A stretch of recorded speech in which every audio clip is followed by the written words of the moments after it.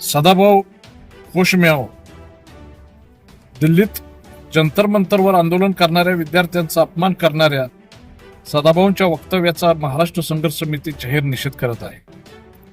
जंतर मंतर येथे शिक्षण, रोजगार, संविधानिक हक्क आणि लोकशाहीच्या संरक्षणासाठी शांततापूर्ण आंदोलन करणाऱ्यांना विद्यार्थ्यांना आतंकवादी ठरवणाऱ्या सदाभाऊ खोत यांचा आम्ही तीव्र शब्दात जाहीर निषेध करतो.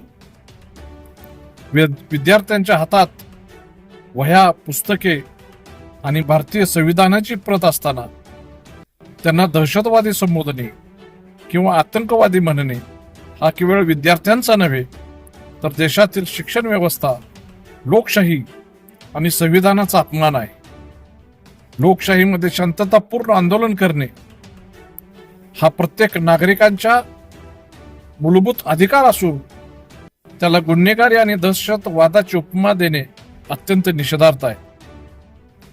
सत्तेच्या मस्तीत भान सुटलेल्या काही नेत्यांच्याकडून जनतेच्या प्रश्नावर उत्तर देण्याऐवजी आंदोलनकर्त्यांची बदनामी करण्याचा प्रयत्न केला जात आहे. विद्यार्थ्यांच्या न्याय मागण्यावर चर्चा करण्याऐवजी त्यांच्यावर निराधार आरोप करणे हे लोकशाही विरोधी आणि असंविधानिक आहे. महाराष्ट्र संघर्ष समिती विद्यार्थ्यांच्या शांततापूर्ण आणि संविधानिक आंदोलनाच्या पाठीशी ठाम उभी असून विद्यार्थ्यांचा आवाज दाबण्याचा कोणताही प्रयत्न यशस्वी होऊ दिला जाणार नाही.